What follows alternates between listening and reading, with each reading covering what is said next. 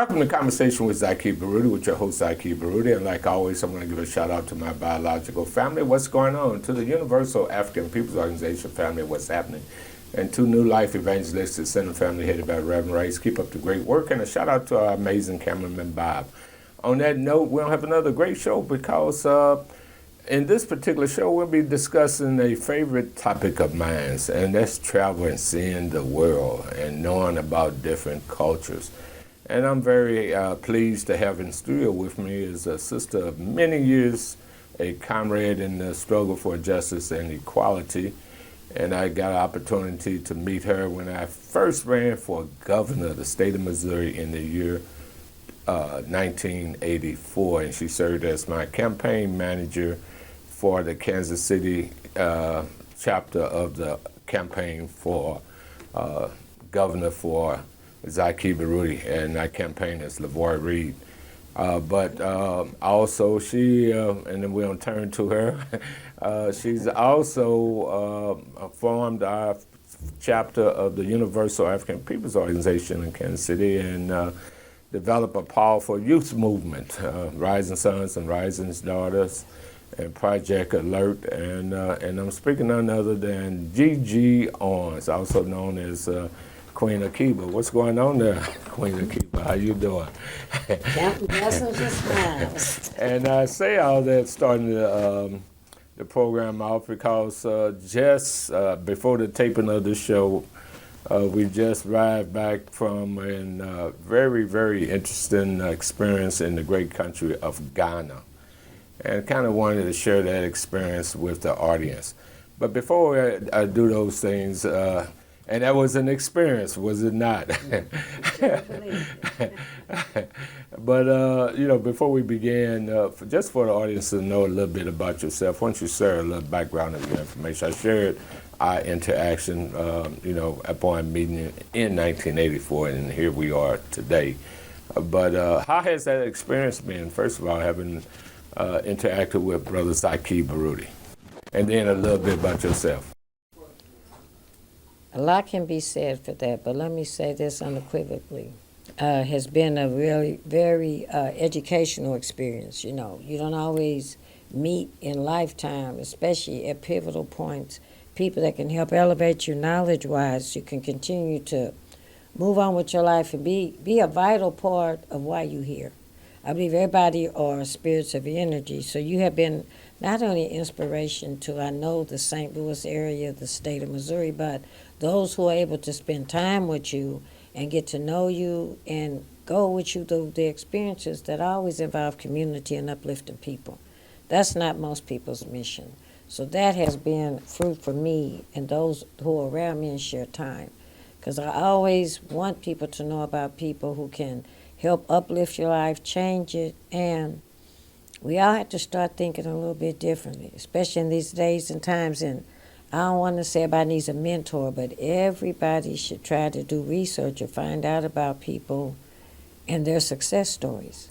And you are somebody that's immediately around here that has always been for the people, working through all types of barriers, color lines, and cultures. So for me, it's been a true educational experience. Well, I thank you. And in terms of, as I had made mention, I had met you when I was running for governor. But prior to meeting you, you have a history, and share briefly your history, real quick, if you will. Okay, I was blessed to live abroad, work for a cosmetic company. You lived abroad? I lived abroad. I lived in Frankfurt, West Germany. Mm-hmm. I was able to work for a company. How long were you abroad? 6 years. 6 years, okay. Okay, so we're going to go back to the 70s, up until the early 80s. But being able to travel with this company and get to travel to different parts, even it being Europe, I believe traveling opens your mind up. And whatever level you can start traveling at, you should start. Even if it's to go to the Bahamas, Jamaica, any place close. Travel. Even if it's to go to another state over a bridge to get to where other people live. Because every area of this whole world is an experience. Getting to know people and finding out, it broadens your horizon mentally. And you start going to other levels, you start thinking different. And if you can't think different, you're never going to change or help uplift people. But you got to have the travel experience. But traveling, parents and grandparents, we traveled when we were little. We went someplace whenever it was time. You have to travel and have experiences. And second, finishing college is wonderful. Don't get me wrong, I did. But college is not per se for everyone. We have to think more toward technical skills and things that are actual, like building. You don't have to go to college to learn how to be a master carpenter or a master plumber, electrician, or people just like the studio we build, or electronics. There are courses you can take where you can go and they pay for you to go, and you've changed your life from living in poverty to even starting low-key, 21, 29, 63 hours or more. We had to start also looking for that for people. But I was also able to finish college overseas at University of Maryland out of Frankfurt. I was grateful for that Frankfurt, experience. Germany. Out of Frankfurt, Germany. But happy to have that experience and be able to just travel. And then traveling when I wasn't traveling for the company. Also, when you do that, you start being around other people who like traveling. People have to have open minds. Sometimes people will talk about their experiences and it will excite you mentally enough to physically get up and do the traveling. So I'm happy to always say traveling does wonders. Okay, so just to recap, so you were in Germany for about 6 years, and what other European countries did you visit while there? Oh my God. I don't have the exact list, but places that stood out for me I know I will never forget are Amsterdam, Switzerland, Spain. Another place is, I say Quebec. I love Canada. I like places that are open-minded, and when people, ourselves of African culture, go places, people appreciate seeing us, and you don't find racism. You find it in this country still everywhere, but traveling over there, I think people's perceptions are much different. On Canada, back historically, many of the free blacks or black people escaping from slavery went up into Canada because of their social conditions there. But we don't stop there because we got to do a break. An epidemic of homelessness is sweeping throughout the United States of America. In city after city, people are ending up on the streets. Now, instead of feeling overwhelmed, as believers, we can do three things. We can give, we can volunteer, and we can pray. We can pray for the homeless refugees that we're finding in one city after another, all over the United States.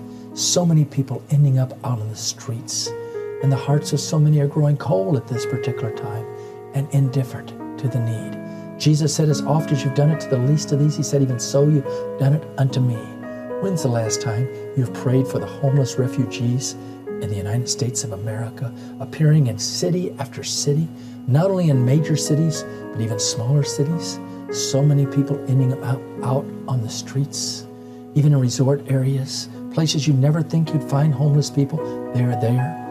Jesus said, foxes have holes and birds have nests, but he, the Son of Man, had nowhere to lay his head. Please pray for the refugees. Please pray for the homeless people in America. And pray for those that are on the front lines, the first responders, reaching out through Jesus Christ among the homeless and hurting, whether it's in Springfield or St. Louis. Your prayers and gifts to the New Life Evangelistic Center makes a big difference. This New Life Evangelistic Center, P.O. Box 473, St. Louis, Missouri, is 63166. Behind me is the New Life Evangelistic Center administrative offices in Overland, Missouri. And this is where we shoot our shows for our worship shows and the Here's Help Network. And it's also where Zaki Baruti and Bernie Hayes shoot their shows. You can find all of these shows at the New Life Evangelistic Center app, the NLEC TV app. You can also access them on your tablet or on your computer. And this is how you can stay up to date with all the things that New Life Evangelistic Center is doing. There are so many different programs that we've got going on, and God is doing many exciting things through partners like you. So if you want to support the work that New Life is doing, then please access and give through the app. You can go online at nlecstl.org or give us a call at 314-421-3020. Again, 314-421-3020. But this is the best way to get plugged into the amazing work that New Life is doing through people like you. And so there is something for you to get involved in today. And we are so thankful for our partners. Only through the grace of God and your gift are we able to bless others today. Welcome back to Conversation with Zaki Baruti. In studio with me is Ms GG Owens. She's founder of the International Black Het Society, as well as a key member and organizer for the Universal African Peoples Organization in Kansas City, Missouri. And our discussion today is focused around travel, because just most recently, Ms. GG, also known as Queen Akiba, has just gotten back from the great country of Ghana, having been there in September. Yes. Now, on the continent of Africa, that's been your first visit to Africa, the great country of Ghana, or had you been to Africa before? No, just this past September, like I share with everybody, was my first one. This is my second exploratory trip and opportunity to get to know more about Ghana. Mm-hmm. You know, I have considered for years to keep a wish of my grandmother's was to relocate to Africa. And so happy that the Rising Sons and Daughters was even more motivating for me and the young people I was able to work with to talk about Africa and to actually go. I believe my grandma first, but I believe seeing the students that went through Rising Sons and Daughters after I returned back to Kansas City about 13 years ago was, Ms. GG, have you been to Africa yet? Because you're teaching about Africa, yeah, and then they ask you, have you been there? And so I'm like... And the answer you, yeah, okay. And I said, yeah, so that was the second major thing I said, between my grandmother and these young people, even caring about have I made it there, because they knew it was mandatory to learn all the countries on the continent, learn beginning Swahili and all the different cultures and performer. So I'm happy now when I see them. Yes, Ms. GG has been, and even happy now to tell them I've had my second trip and to be able to actually share my experiences. Right. And, you know, start. Well, you know what? You took me to Barry White. Practice what you preach. See, that's what I'm saying. That's right. So I'm good right now. And Okay. then as far as, you know, making opportunities to find out about residency, everything, those are going on right now in exploratory visits to find out what the processes or the practices. But what I do want to say Wait a minute, let me to stop you everybody- though. So you say residency, so people are following us. So, and you're saying exploration. So you're exploring this for the possibility of what?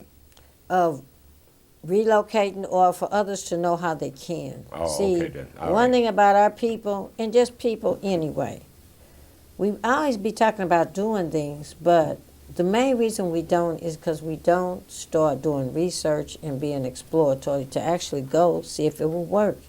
You know, most people, and I mean most people, they are not going to jump up and move to another continent. People will go visit, which they call vacations, but they go. If I'm going to spend money to go someplace, and I know I really want to get back to my roots, and actually my culture every day is about really Africa and its culture, the point in time, I should be about doing that for me. Because that's what I practice and preach and teach and talk with our people about returning to their culture. But we got to make sure we know it. All right, so let's start with that basis in exploration. Okay, first of all, to get outside of a country, you have to, first of all, have what? You have to have a passport. Okay. Everybody get a passport, All please. If you want to be exploratory, just travel, passport. All right. Then going to different countries, which I found, I've been blessed, of course, as you know, to visit Africa a number of times, about 11 countries.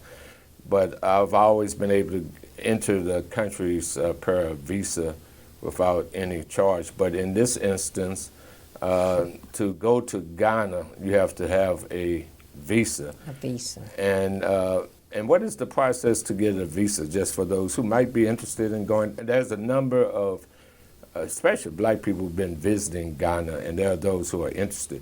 So to go, you got to get a visa, first passport, then a visa. And what is the process through that you found in your experience of getting a visa to Ghana? Okay, let me say this first, because I believe as being an educator, we have to educate and let people know it's a process. First, the passport, as you stated. Next, go to the website of Ghana, because that's where you're going to have to end up going anyway. But you get on there, and for exploratory reasons, or just to see what's going on, get on there and find out the process for a visa. First thing, you have to have a passport to apply. Next, you'll have a 3-sheet form and document that you have to fill out online. And then the fee is $60 for 4 months, or you can pay a fee of $100 and do their investigations and research on you.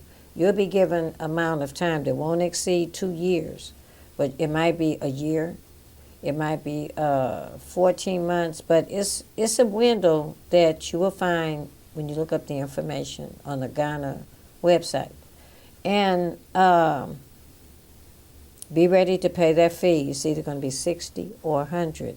Then there's another fee that you will have to send, so they'll mail it back to you in that special envelope. You'll know when it comes in the mail that all your information has come back. It's $30.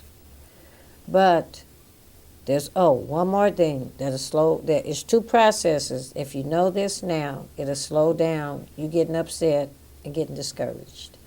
One is they want to know where you're going to be staying. Right. So if you're making arrangements to go, they want to know that, and you'll need it. So when you get it back from whoever you get your reservations from, have all that information, make a copy of it. Don't have it on 3 or 4 sheets. Bring it down to us on 1 sheet, because size will matter plenty. And you keep that information because you'll need it on your top sheet of why you're coming there. The next thing that's very important is making copies of all the credentials they'll ask for. It'll be a copy of your passport, a copy of your passport photo, and it's a whole list, and it's about 10 different things. But you'll have to click from that page onto your phone or computer to get the information. So it's not a hard process, but you read and research so you won't get discouraged. Right. As an elder, it was kind of rough for me. I had to incorporate my daughter as well as one of my grandsons on both trips. But anyway, on that note, we're going to take another break. So many people are hurting and hopeless. They feel despondent and in despair. They are living on the streets in conditions that are horrible and not suitable for any human being. And it takes so many loving people to walk alongside them and give them opportunities to change.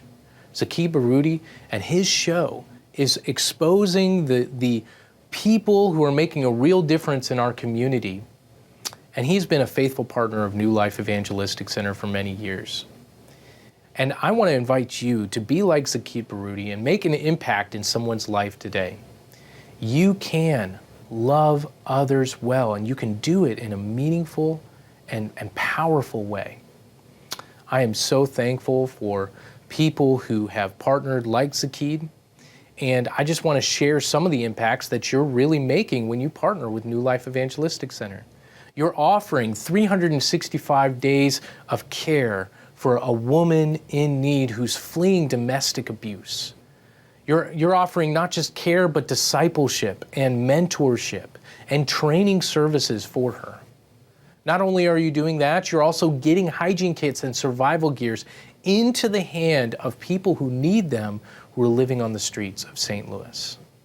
Not only that, but you're caring for orphans and widows in India, and you're preaching the gospel in every single one of these places, India, Ukraine, and all throughout mid-Missouri.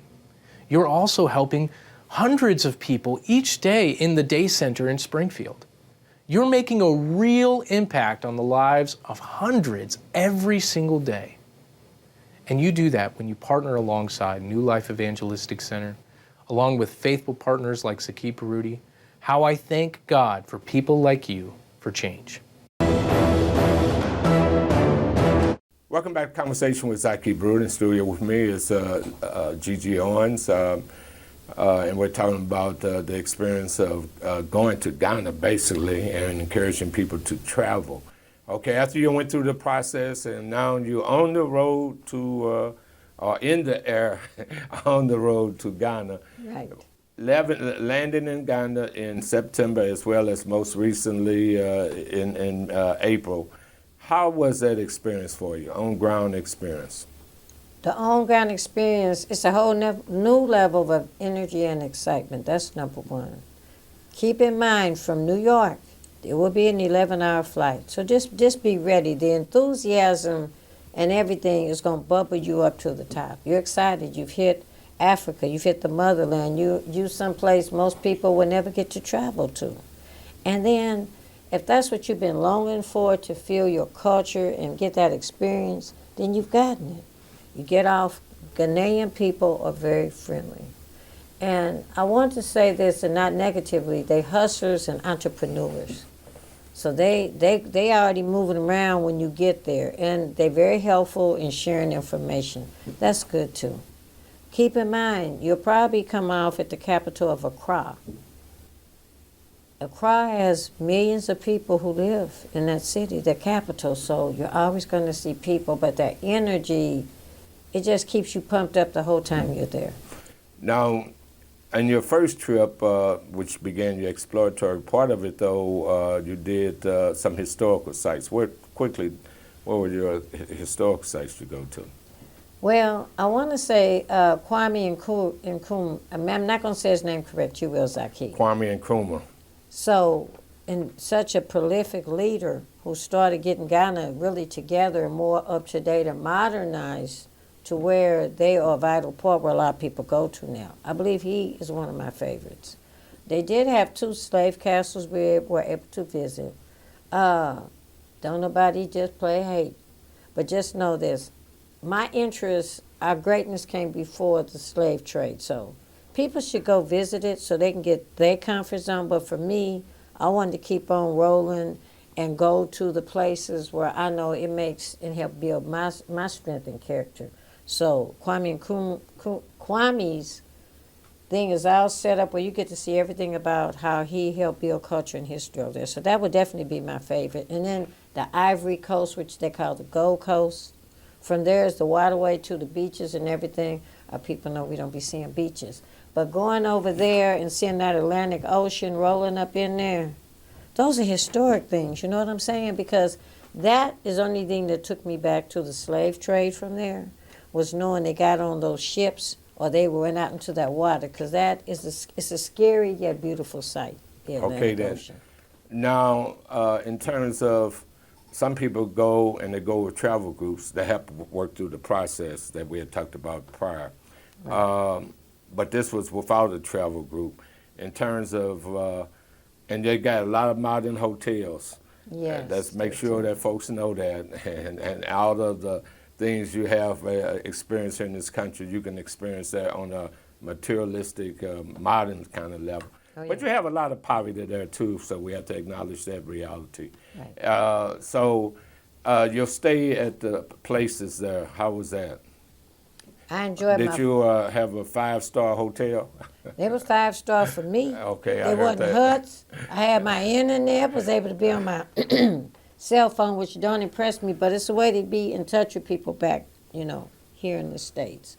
And TV's regular. They got a lot of channels. You can definitely check out your culture and watching the programs there. I want to give a shout out to a couple of organizations, places, and people at the hotels I really like. Now, without you worrying about the cuss word, get the fuck out of America. I want to give them a shout out. I also had a great stay at Cocktails and Dreams Hotel when I was there for my visit last year. Been able to walk through the community, have fun, socializing, and one of my favorite little cocktails, they did have it, so I really was impressed.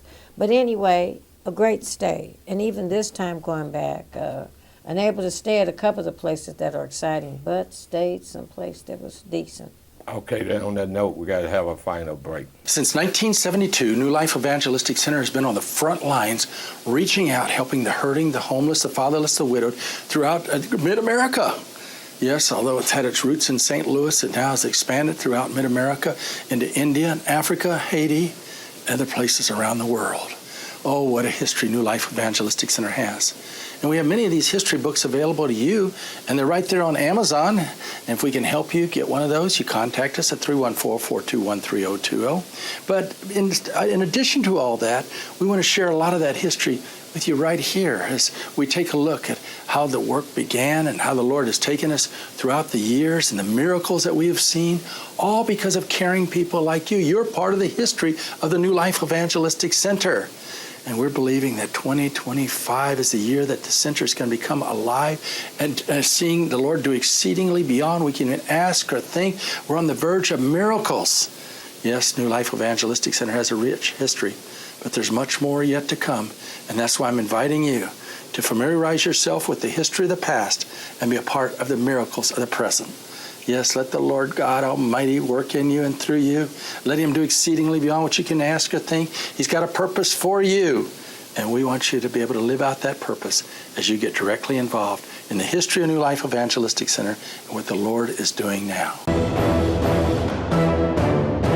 Welcome back to Conversation with Zaki Baruti. We only got a couple more minutes with Ms. GG Owens, okay? And on the most recent travel, I'm proud to be able to announce, though, that we were able to establish a chapter, international chapter of the Universal African Peoples Organization.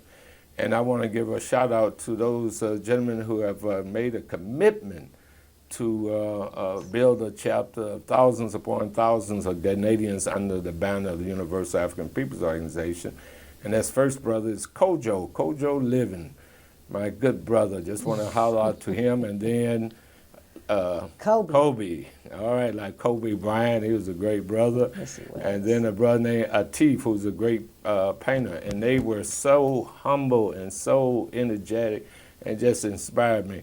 Yes. And I must say, though, this last trip in terms of being there with you to explore the possibilities of you leaving out, you made mention, I won't repeat the cuss word, get the F out of America. There's a group of folks who help folks navigate the whole process of moving, if you like to move from this country over to Ghana. And they were very gracious. And but also, you know, I speak highly of Ghana. We got to move forward, but there are some tasks that needs to be done in terms of infrastructure. Right. And that's why it's going to be very important for our community to be supportive of, maybe if you got a grandson or a child of an age that's just coming out of college, they need engineers to come and help. Like you spent 6 years abroad, you know, you're living in another area, you can, you know, survive and be of a support mechanism for the development of African countries where they can be just as prosperous as this Western world. Would you not agree? I agree, certainly, and wholeheartedly. Just going back, the cost of living, you won't be able to shake a stick at. You know, it's great. Housing is not what everybody thinks. It's more elegant and even as beautiful as any place you want to put up again. At your New York, your Los Angeles, your Boston, your buildings in Texas, and all across the world. It's very modern over there. So it's a place to where you can enjoy and grow. Okay, then. Finally, then, if anybody want to get in contact with you quickly, we only got a couple more, a few seconds left. Area code 816 277 277 6237. 37. I really, truly appreciate you taking time. I know it's a lot of what they call jet lag, especially after having missed a flight. But, my God, but it's called experience. You can chill with people and facts, not fiction. Right. So it don't matter what nobody got to say. So on that note, coming back to our people right here in this country, you know I always say, vote when time comes to vote, but know the issues. But join an organization that speaks truth to power, got a track record. We say join the Universal African Peoples Organization and be part of this great movement that will have a membership of over 144,000 people making a difference. And on that note, may God bless each and every one of you. And you know what? I'm going to kidnap my cameraman and bring him over there with me also. Oh, he'll love it. You'll love it. You'll love it. Trust me.